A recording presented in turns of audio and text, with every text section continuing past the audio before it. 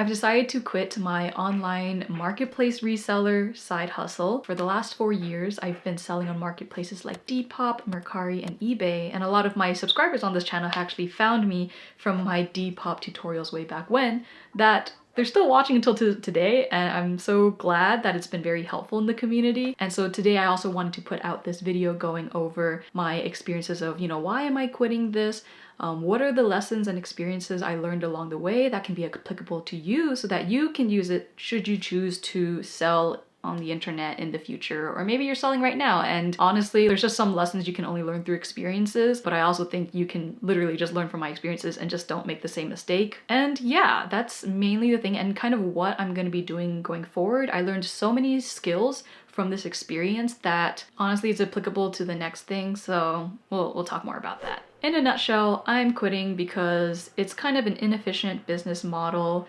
There's potential to scale, but personally, I just don't have any interest in scaling it because it doesn't align with what I enjoy doing. It actually requires a lot of menial tasks that I think I could hire someone to do those menial tasks if I wanted to grow it, but honestly, I don't. And as a result, I would rather quit this and then take the skills I've learned from it and then apply it to another business structure and what that would look like. The inefficiencies I found around this business is that as an online reseller, there's kind of a cap to how much you can do. How I originally got into this, of course, it was during 2020. You know what happened then. And I was like, I really want to get rid of a bunch of things in my house. So we did a lot of spring cleaning during that time because we had a lot of time. You would have to take a nice picture, hold it, put it away, storage it, and then write up a whole description and then upload it. Obviously, nowadays it's a lot easier to write up these descriptions thanks to ChatGPT and things like that. But just the process of the fact that there was only one item, like one unique item per photo of what we were doing, was quite tedious. And in retrospect, it's just so much easier if you were to run this as a business to have one item and multiple of the one item that you can upload instead of uploading every single individual item. And the time that it took to do this was quite tedious.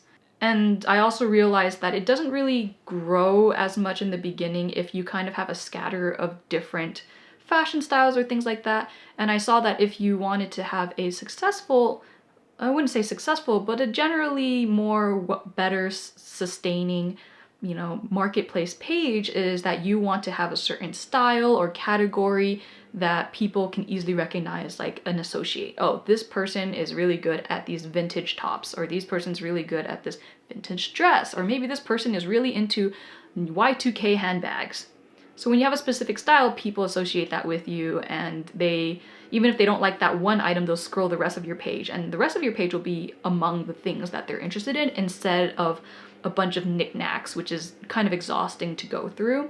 And most people like to shop on marketplaces because it's just easy to find things compared to if you were to go out. I mean, you're partially getting paid for the work that you're doing, which is, let's say you go out to a thrift store or to your friends and family's places and scavenge through the items to pick out the ones you think have good value to place on the marketplace.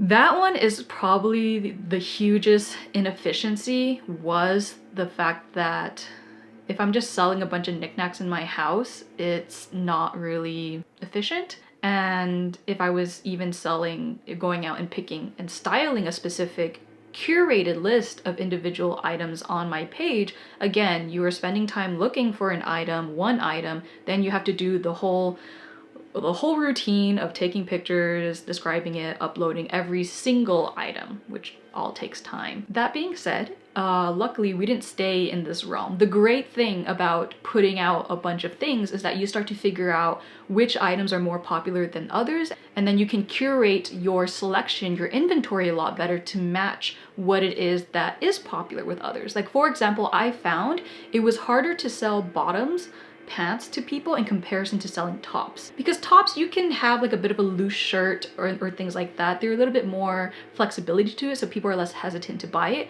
versus with pants you have to be very specific with measurements, and not all of these pants will match people, and people would rather try on their pants at the store, right?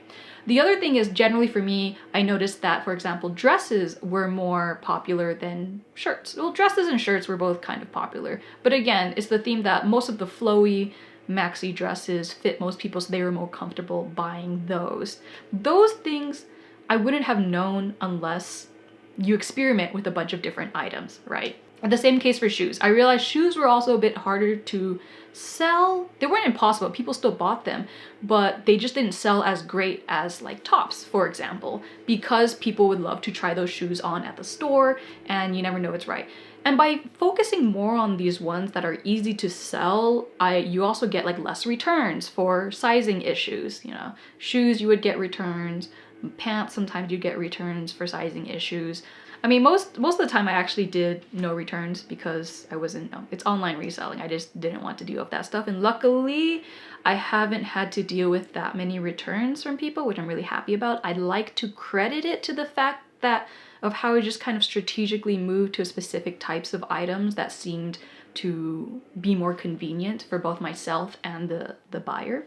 So yeah, that's honestly one of the main reasons. The second main reason is that, you know what, this is honestly some people's dream job, I feel like. Like if I was more of an introvert, I think I would absolutely love this job. I don't have to talk to anyone. The only time I have to talk to people is if they message about questions or I have to answer any customer service questions. And that's easy to do with just texting, and you can do this from home. And yeah, you're just kind of in your own world, your own pace. It's lovely. It's honestly lovely. But for myself, the reason why I don't want to scale this is because I've learned over time that I really enjoy working with people live. I enjoy talking with people, providing like a more consultative approach or educating you guys and things like that. So I was like, okay, this is personally not for me. It could definitely be for someone else. Customer service is nice. I love getting the nice messages from customers being like, hey, the package came in. It's, you know, I loved your sweet note. If you watch my previous Depop tutorials, I do talk about some ways to enhance your customer experience so that people have a good experience and they come back. And that's how usually I retained a lot of repeat customers, because they enjoy the way I package the item, and also the little surprises that you add into the package itself. I usually add a cute little note, and that has worked really well for me. And I love that when you put in that little personalized touch, you will get messages from customers in return with a personalized message as well. On the flip side to that, I have learned a lot of lessons, you know what I mean? The world has its good and bad, and some of the lessons that I mainly learned was that, one, there are bad buyers out there, there are scammers, and the best thing you can learn through experience is once you hit someone really messing with you, you end up learning how to take on a very detached, like meditative state of mind when dealing with business, because you're going to deal with all types of people. And I think that comes with customer service, and that comes with occasionally meeting the occasional bad actor. I remember early in like the first year of I think after 1 year of doing this, I would package something in a package and I'd ship it off. I think it was on eBay. And the person would report that I had put rocks in the box. And they would send pictures proof that I did not send the actual item, that I sent rocks in the box. And I was just like, okay.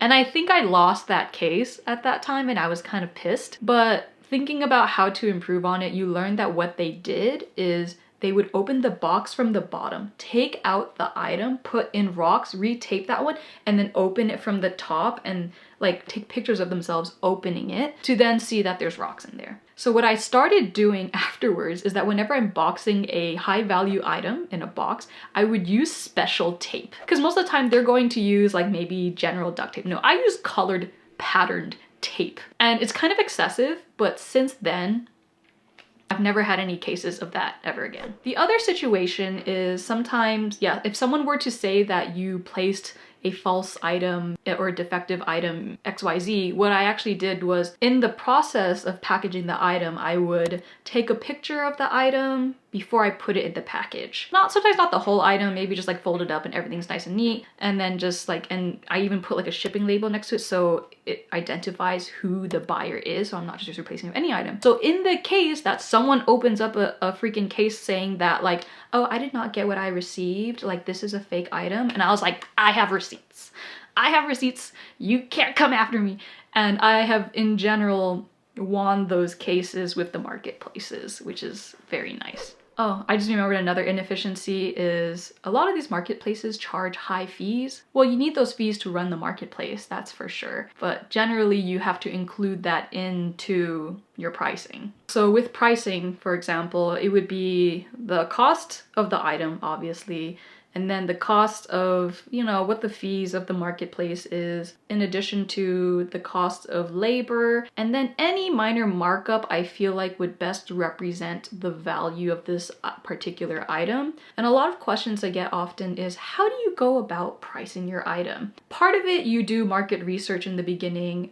You see how items were sold in the past, and then you try to place that on your item. And then over time, the more you do it, you see which pricing people respond well to. You start to get a rough gauge of which items, have higher potential for selling faster or more popularity than others. That's generally how I did pricing. The other thing you have to consider when including in your markup is of like a scammer or a package getting lost and things like that. Okay, maybe the package getting lost is not as big of a deal, but for example, if you have a scammer and they take your item and you have to give them money back because the marketplace sided with the buyer, then at that point you lose some money. So when you spread it out across your price, your price markups, you want to include the expense of lost inventory once in a while. For me, luckily, it's been a rare case, but that's something to consider when you are trying to decide the pricing for your item. And that's why it's also important to decide that, realizing that some items are not worth it to sell it, because it's like, well, you can't even mark it up that high for all the effort that you're putting to even cover the potential expenses that you're going to incur. It's not worth it to be selling XYZ item. So yeah, over time in the course of the 4 years, what I ended up doing was niching down and trying to find one item of multiple. That way, yeah, I can only upload one item, but I will have like 5 of the same item, so I can do less upload work, which is really awesome. I highly recommend it. So if you can, over time, you might want to,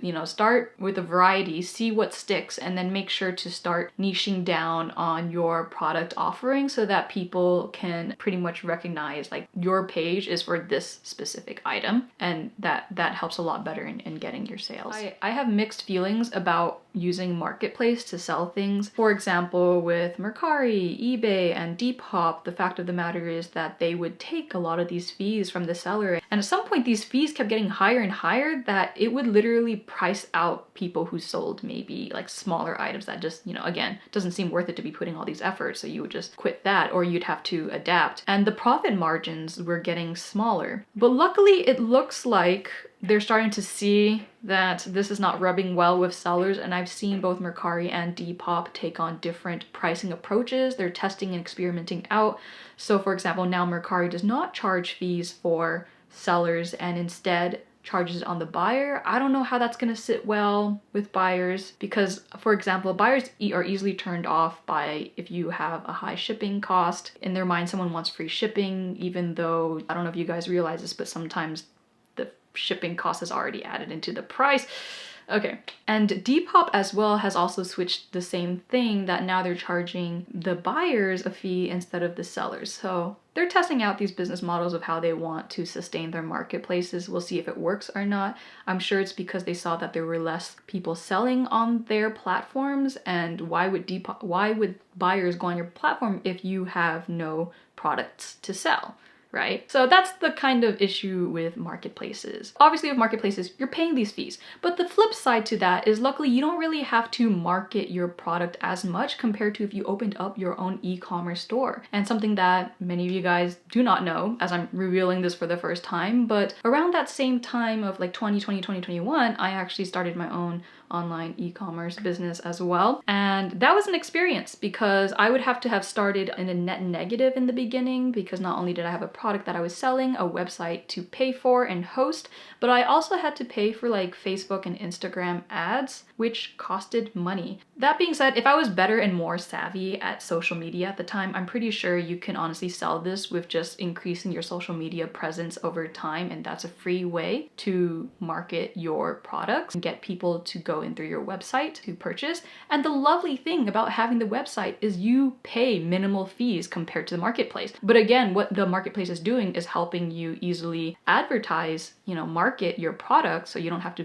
find customers, you don't have to market customers to get to your website. There's already a bunch of buyers on the website, and they are able to help these buyers discover things best through the search on their website. So pros and cons to this. I've also heard of people where they start out on these marketplaces, Etsy and things like that, and then eventually create their own website so that they can take more of the cut. Not only that, sometimes these marketplaces, especially when it comes to return cases, if you have your own website, you get to control your return policy. Now, on the marketplace, you have some control in being like, hey, I don't take returns, but if the buyer complains about damage or things like that, the nice thing about this is that I personally like eBay. They do a pretty decent job of reviewing your case and then deciding who to side with, but also the fees contribute to the fact that sometimes, you as the seller, you're not in the wrong. Maybe it's the shipping company that screwed up your package. Either the insurance will pay for it, or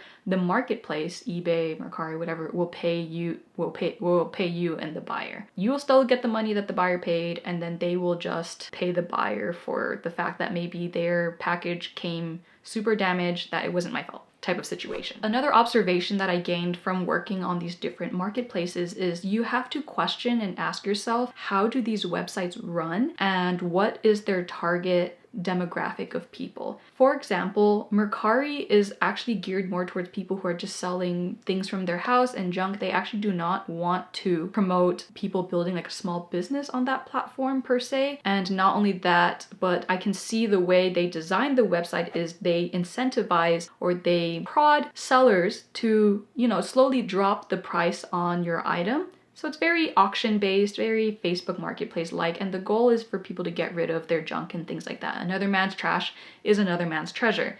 Definitely not for small businesses as much, because small businesses have more of a set pricing versus on Mercari, it's about getting discounts.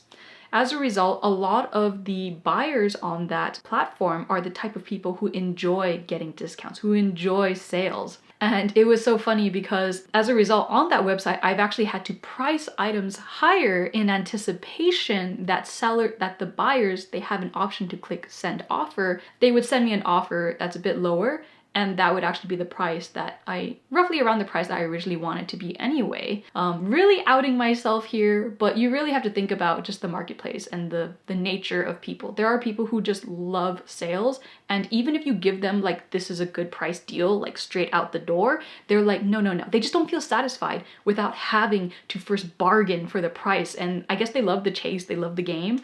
And just keeping that in mind and being mindful of that is usually how I've navigated a place like Mercari. Versus on the flip side of that, on eBay, it's more friendly for small businesses and for businesses to run. You have your page, you have your website, you have your straight pricing, you say this is the fixed price, blah, blah, blah, blah. And you give people the option to give an offer or choose not to. And also you get to decide when you create little sales on your whole page and things like that. So in the case of eBay, I noticed that people treat it more like Amazon. They'll see the price, they'll see the item, they see the price, they buy. If they don't want it, they don't buy. And that's how, so on eBay, my pricing is more flat, like a little bit lower than the Mercari ones, just keeping in mind the types of buyers. And I think that's very important, is to consider how a website is designed. If they like to promote sending offers on their page, then you gotta price it a little higher because it attracts a certain type of person. The same thing when Depop started introducing their send offer feature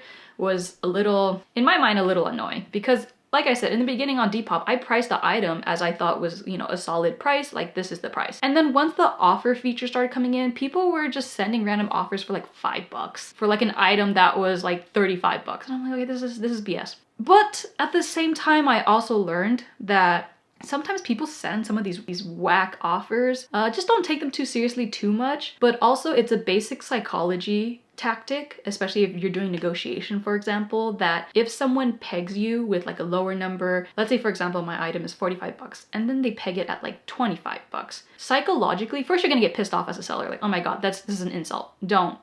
You learn to detach, and it's all just like a numbers game and psychology. So you just play the game, which is that they want to peg your expectations lower, so you might think, well, let's just meet somewhere in the middle, and you might choose, I don't know, 30. I don't know if that's the middle, but 30. And you'll get a discount. The person will actually be happy because they never actually expected to get the item for 25 bucks. They just were trying to see if you would put in a counter offer for like 30, which is maybe closer to what they wanted. In general, they just wanted a discount. So once you understand that, you realize like, okay, some people, if they give you like a lowball number, don't take offense to it. You just play the game once and just like put a counter offer for a price that you're comfortable with, keeping in mind that it needs to be a number that, again, that you are satisfied with the amount of effort and time that you put into it and you think it fits the market value of the item. And at this point, I'm just don't. The way I approach it is literally if they take it, they take it. If they don't, that's perfectly fine. And usually most of the time they actually take my counter offer because all they really wanted at the end of the day was a small discount.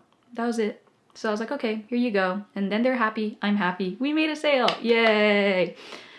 Yeah, and speaking of pricing, I cannot express how bizarre, like psychologically bizarre it is to realize that when you price your items really low, you end up attracting people who really just try to lowball you, push you down. And not only that, they just make such a big deal out of the transaction, like they're really fighting for every dollar, and they nitpick a lot and ask a lot of questions. And at that point I'm like, girl, it's a 10 buck item. Like I'm not gonna put this much effort into selling it to you because the profit margins are so small, but like the amount of work you're putting into managing this difficult customer to like, yeah.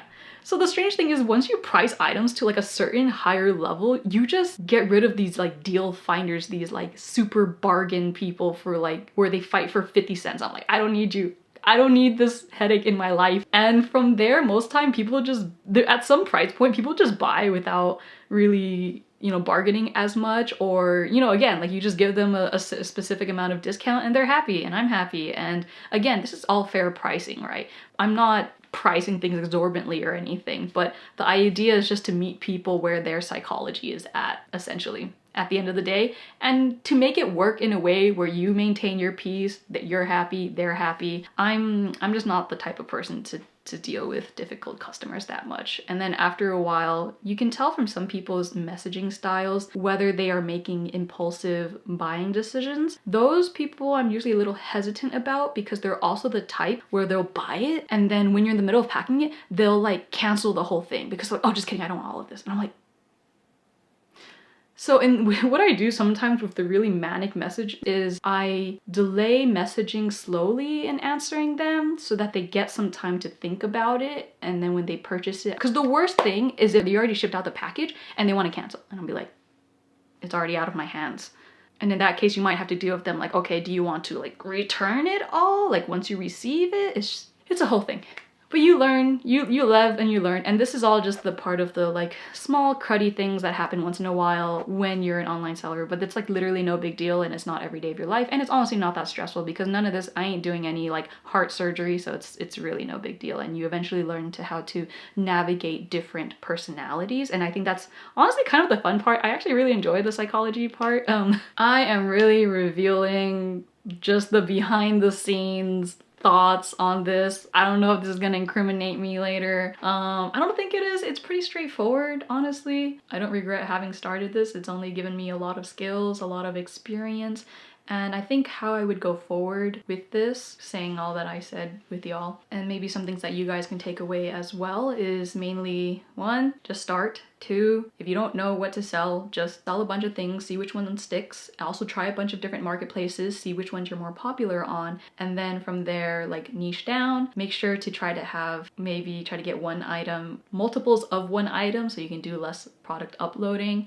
and eventually this is for a reselling case. I think for me, what I would do differently in the future is, because I gained all of these skills, I learned copywriting, I learned to describe items in a way that they're searchable and appealing to the customer. I've also learned a lot of customer service online, and you know, I also built that e-commerce website before. I would probably in the future do something similar, like probably instead of reselling, I would just be selling like my own product that I would find and try to market that. It has to be something that I like, because again, I'm not that passionate of the operations of e-commerce. It's just so I'm not talking with people directly, but this would be something I would be curious to do again on the side, but now with all this experience, do it more efficiently and run it better, right? So that's the main thing. Going forward, I am mostly quiet quitting this because I still have inventory that I need to sell, but I don't think I'll be buying any more additional inventory. I would just essentially be working with whatever inventory I have now, uploading them as I go, and then once it sizzles out, it sizzles out. Something I forgot to add, actually, is the thing with marketplaces. The con is that marketplaces, you have to think in the minds of the marketplace, which is that they are incentivized and they like it when sellers upload more things on their website. So it starts to feel like social media. The more you upload, the more they keep showing your page because your page looks very active. Versus if you only upload a set and specific items and you don't add or upload any more, they usually push down all of your other items from searchability because they think that your profile is an inactive profile. And of course they would want to promote more, pages that have active sellers so that when people buy things, you actually, ship off the item. The worst case is if you have an inactive account, they sell one of your items and you don't even realize it because you haven't been on the platform for so long, right? And so it's a bit of a hamster wheel with these marketplaces in comparison to if you had your own website. Your only concern of the hamster wheel is marketing your own products, but you can still be marketing the same product over and over. So just keep that in mind when it comes to having to always upload new items. And that's why you don't need to worry about trying to upload 10, 20 items all at once on your profile. I actually recommend you just upload like 2 or 3 a day or every other day, just little by little, like dripping, little drips, so that it keeps your profile seemingly very active in the eyes of the marketplace algorithms. And that is how you have the algorithm work for you. Something like that. Or you work with the algorithm. You gotta think in terms of lines of code. I don't know if that makes any sense. That probably doesn't, but that's how I've been thinking about these things. This is a random extra bonus, this important tip that I'm about to give everyone. I mean, take it if you want, do whatever you want with it. But one of the most important things was that with this side hustle, I've actually been able to make a sizable amount of money that I've been saving up. I haven't really been spending any of this money because I usually only spent my money from my, my day jobs and things like that. And so this, again, as a side hustle, was just my side money. And I didn't actually know what to do with this money since it was extra. And so what I ended up doing was investing at least $500 every month to an S&P 500 for the last 4 years. And the returns have been crazy because, as you can imagine, I have gained like $12,000 of quote-unquote passive income just by constantly doing dollar cost averaging, sticking that money in, not knowing if it's gonna work or not, but it's actually turned out about 10 to 13% returns, which is a lot higher than even putting it in a high yield savings account. And I think when you're younger, I did this in my early 20s and now I'm in my late 20s, the effects of compounding really makes a big difference. And I think that additional $12,000 of gains from having put in that money separate from the principal is a sizable amount for an emergency fund. I also think it just helps the money follow along with inflation because, as you know, in the literal last 4 years since the pandemic, the inflation has just gotten completely wild. It is unacceptable, but it is what it is, and we're just doing our best to navigate this type of economy in our generation. So I highly recommend that if you're going to be starting a side hustle, which I recommend you do, to try to put that aside, to at least put a part of it, all of it or part of it, into things like really basic, safe investing options first. I think a lot of people get really caught up in how complex investing seems. The language is vague and complicated on purpose because they don't want the everyday average Joe to be benefiting from it, right? And that's where knowledge is power is very important. But you don't need to know everything in order to start, just like anything in life, just like starting this in life. But if there's one thing I could give you to take away is at least just get started in investing in baskets of stocks of things like S&P 500 or looking into the high yield savings account and just starting from there. And then afterwards, once you've already put your money in these types of things and started, you realize you suddenly have a vested interest in learning more about investing and how it works because you have money on the line. And it's about putting stakes on the line, and something that was seemingly boring before is suddenly of interest to you because if things don't go well and your money goes down, then you're like, oh shit, So things like that.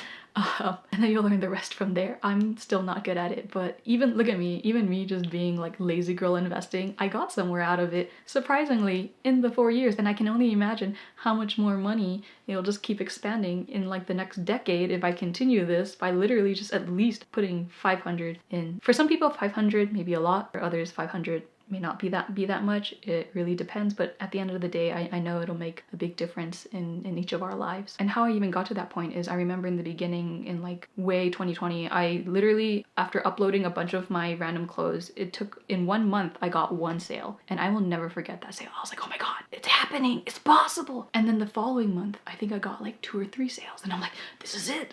Oh my God. And you just keep going with it. And over time, it built up to that $500 that I could invest into that per month. That has helped me a lot. I mean, it's really good money for a rainy day, which I hope doesn't happen, but it happens in life. That's all I have to say as someone who does this on the side. Thanks so much for watching. From now on, I am transitioning from talking about, marketplaces and Depop, because there's not really much to say. Honestly, I could have just continued making more tutorials and things about itty bitty nuances, but that's just, at some point, that's just confusing the person and just talking for talking's sake. And at that point, I think it's better if I equip you with the basics, the foundation, and you take it and you start and you run with it, and then you learn everything else along the way. The rest of it is literally just putting in the reps and experiencing it for yourself. And then if you have any questions, you just ask like a forum. Okay, talk soon. I actually created a newsletter, which you can find in my description down below. I'll mainly be talking about life, creativity, and my occasional business things going on, and a lot of musings with life. I care a lot about what does it mean to live a fulfilling life, and also just trying out a bunch of different things to enrich our lives, because I think our only purpose on this earth, honestly, is to experience life and then die. It's a little bit morbid, but that's literally straight. But now the question is, what do you do with all that time in between while you're still alive, aside from assuming you're not in survival mode, which I understand some people are. But if you have the flexibility and freedom, how would you fill in the time and what would you be doing? So follow my newsletter that I have down below. It is called BeMuse by Brenda. There is a meaning behind the name, but you can find more about that in the welcome email. Subscribe below. Anyway, talk soon, guys. See you in the next video. Bye!